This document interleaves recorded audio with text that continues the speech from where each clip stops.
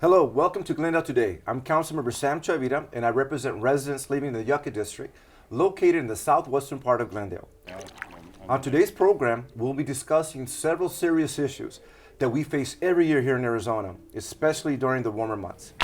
In fact, we will focus our conversation on home safety during National Safety Month and look more closely at how we handle drowning prevention and water safety here in Glendale. So I asked our very own Fire Chief, Garrison, to help explain and shed light on these two important topics. Chief, welcome to the show. Thank you very much for having me. Before we get into the safety program part of it, Chief, can you let our residents know what the Glendale Fire Department's mission and purpose for serving the community? You said it in the question right there. We are a service agency. That's the whole purpose of the fire department, is we want to serve our community. And we do that through public education. We go out to the schools and we meet with the children and we try to help them to be proactive in their safety. We respond to incidents, both EMS and fire calls, and really try to minimize the amount of heartache that it takes place during a medical incident and then damage during a fire. And then afterwards, we feel like we're really connected to the community, and we like to help our citizens kind of move past the event and become whole again as much as they possibly can. So we are definitely a service agency. We're here to really take care of our citizens, and my job as the fire chief is to take care of our firefighters so they can serve those citizens. Chief, I love that. We take them, or the fire department takes them, and also our police officers, public safety. It goes from a point of tragedy to a point of comfort. That's absolutely true. And what you said is we work with the other city departments. You know, the fire department is not a sole entity. We work really closely with Public Works and with the police department. We're in the service business, and we all work together to really protect our citizens. And I think we're going to talk a little bit about that today as we hit these summer months, how we can work together as a team to really help our citizens be proactive and then to respond to their needs when sometimes they're having the worst day of their lives. Well, Chief, thank you for the perfect segue. What is National Safety Month, and why do we need such an awareness program? So the National Safety Coalition is something that takes place across the entire country. This isn't something that just Glendale's doing or just the state of Arizona's doing. This is a National Safety Month. So what happens is we determine that a few times a year we'll pick a month and we'll just focus on a particular safety item. This year we're focusing on home safety in the city of Glendale.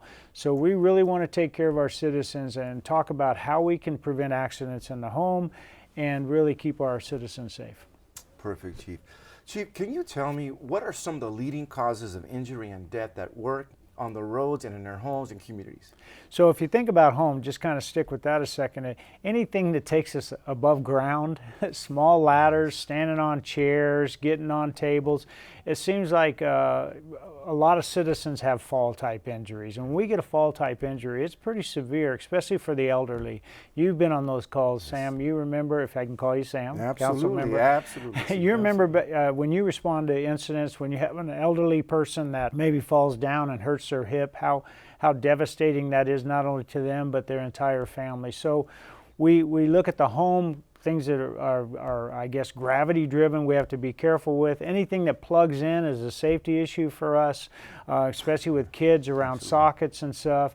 And then stoves, you know, the typical, we've talked about this for years, is safe cooking, and really what do you wear when you cook. Don't wear really loose clothing, don't let the children around, because those injuries are just tremendous. As far as the road goes, I think that with people texting and on the phone, it's getting more and more like people aren't focusing on really what they're doing as they're driving down the road. So what we would ask is that if you're in your car, make sure you all have your seatbelts on. That's the simple thing. But then also be prepared, because somebody else may not be paying attention as much as you are. So really be careful with that. You know, Chief, that was very interesting, because when I was young and started driving, I was told that you want to learn how to drive good because you have to learn how to drive for other people that are not having the same attention that you are. And then the other thing I wanted to put a little attention on, Chief, is that when you mentioned about stepping on a stool or a ladder, raising yourself above ground, even though it's just a foot, the most important part, you got to remember, if you're 6 foot tall, now your head is 7 foot above ground, and if you're going to fall, it's a 7-foot fall to the ground. Absolutely. And you know, you think about the places you fall inside a home, the bathtub, the shower, places where you know, they're kind of what I would like to refer as predictable surprises. If we don't take some sort of caution in advance to that, like putting down mats, being careful, working with other people if you're above a ladder, get your family engaged and kind of look out and help you be safe, then you're going to have that predictable surprise, and that gravity will get you really fast. Just slow down a little bit, small, smart steps. Absolutely, absolutely. Is this program having an impact on the nation and here in Glendale? It does. I think we get caught up in a whirlwind every day. Everybody does. And you go to work and you just seems like you look and it's 8 hours have gone by and the day's over. So everybody's caught up in this whirlwind. So if we could take time and say, hey, this is a good month. Think about your family. Not that you don't think about them every day, but think about how you could be proactive in your home, in your workplace, as you're driving, to take care of yourself, take care of your loved ones, and in our community, Glendale, which is so perfect, take care of your neighbor. Because the best thing you could do if you have an elderly person living next door to you, check in on them, especially during the hot months. Absolutely. Make sure they're okay. You know, help other kids in your community. But I think we ought to work together as a community and help each other. Absolutely, Chief. And you know, once again, another great segue, and this is National Safety Month. I want to talk a little bit about drowning, Chief, drowning prevention and water safety. One of the things, Chief, is I want you to elaborate a little bit. What the audience doesn't know is that we in the fire service have a special tone. That when we hear that tone, we automatically know that it's a drowning. There's nothing, I just got the chills talking about it right here, because there's nothing worse than hearing that tone and knowing that there's a possible child in a pool. And it's just something that firefighters will take with them forever. You know, there's a time when I was a Phoenix firefighter, I was on the stop water immersion team. It was a swim team. Remember that year that we had 30 kids that passed away in 1 year, and that unbelievable graphic that they showed? It was a teacher standing in front of 30 empty chairs, which was equivalent to one classroom worth of children that had died that year. So my job as on that team as a fire captain then was to interview families, and it was very difficult, but we were trying to determine what are the causes. Why are these kids drowning? Why are we allowing this to happen? What are the accidents that are occurring? And we got some very good information that now we use to educate people. Chief, can you tell our viewers about the city's Drowning Impact Awareness Month in August? And also, Chief, if you can just touch a little bit about the history, because you and I have gone back, we go back a long time. Yeah. And we've actually gotten to see this great transition. Actually, it's a miraculous transition, because you mentioned that to live in the desert and to be known as the drowning capital of the nation. Mm-hmm. And then now we've got to see that where those numbers were really high, and now we brought awareness and people are more aware of it now. And can you just... Thank you. And I do think it's a community approach to drowning awareness. It's the fire department working with our city. We have a great support system. You as a council member help us. The mayor, the entire council gets behind us. The police department, the public works department. And we all work together to educate people, because drowning, it's just such a terrible thing when it occurs. So the message now that we've developed over the years is simple. It's ABC. We can all remember ABC, right? So the A stands for adult supervision. You have to watch your kids around water. And what we're saying now is that little kids, little children, nobody is water safe. They can learn how to swim, and it may help them, and it's good for them while their parents are around. But if they get alone, they fall in the pool, something happens, they panic. So even swimming lessons are great, but still you got to have that A, which is adult supervision. B is the barriers. So we talk a lot about barriers. Oh, that was the big deal for a while, right? As we talked about fences. Well, we have some options now with barriers. We can house self-latching, self-closing doors. We can have fences, and now we have some great nettings and some other devices that you could place on the pool. I would say at least one barrier, 2 would be better. So you could actually get the self-closing doors and put a fence around your pool. I think that you would feel much better about that. And then the C is the classes. CPR classes, swimming classes for your kids. Just make it a family event that everybody understands that when you own a pool, there is a potential there that something devastating could happen. So you need to get your entire family engaged. Well, you know how you mentioned the ABCs, and you and I, that was almost shop talk. And what I tell the viewers, if you pay attention to the ABCs that you mentioned, we won't have to use our ABCs, which are airway, breathing, and circulation. Oh wow, that's a great message there. I think that says it all right there. If people are proactive and they understand the dangers of owning a pool, which is a wonderful thing. I own a pool. I have small grandchildren. If you own a pool, you don't want us to come out and use our ABCs. I think that's a perfect lesson. Absolutely. And Chief, can you elaborate a little bit on, some people don't realize, and I hope it never happens to them, and they hope they never realize this, but when a drowning does occur, it just doesn't affect that family. It affects everybody on that call, anybody in the neighborhood. Can you elaborate a little bit on that? No, I think I went to a retirement yesterday. We had a captain retired after 30 years, Captain Franklin.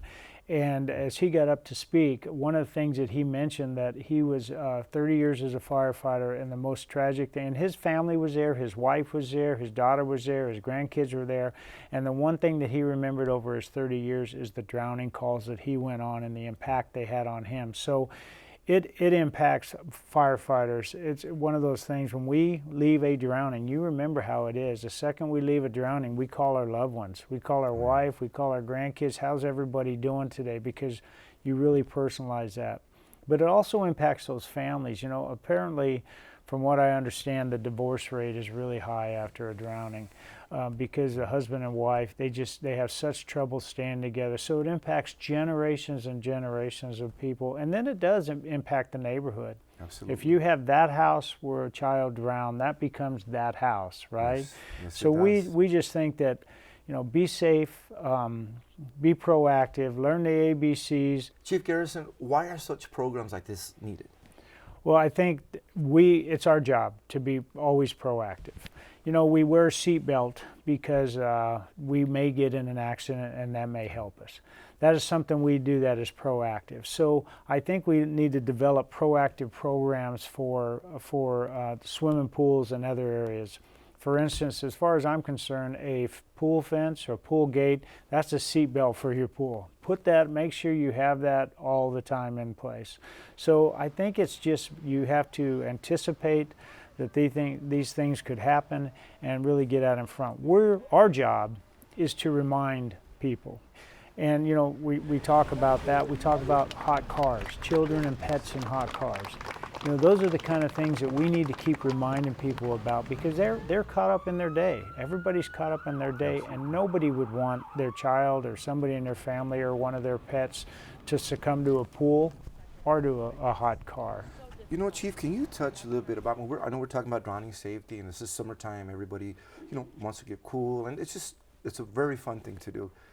But can you touch a little bit about the dangers of any body of water for a child, and can you expand on that?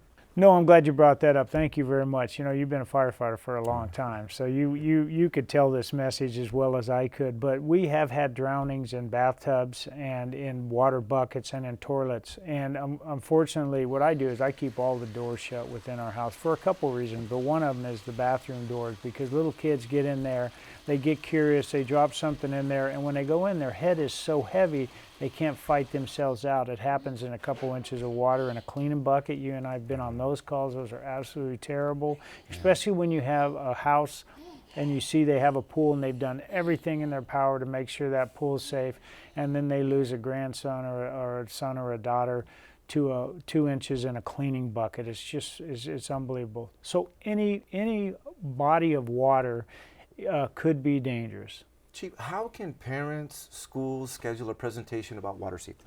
You know what, we will provide a number at the end of this show. They can call that number. We would love to come out. We would love to talk to the community however we can. If we can get in schools, we can get in parks, we get in neighborhood events. We want to get the message out. That's part of, you asked me in the very beginning, what do we do? I think the important thing is prevention. If we can get out and not have to respond, you said it very well. If we don't have to use our ABCs and we can teach you your ABCs, I think that's the key. So you call that number, schedule an event, we'll come out and we'll help you however we can. Chief, you're pretty knowledgeable. You should do this for a living. You know, you're pretty good at it, man. You're pretty good at it. Yeah, 39 years. When we return, we will learn more about Chief Garrison and his time here in Glendale so far. So don't go away.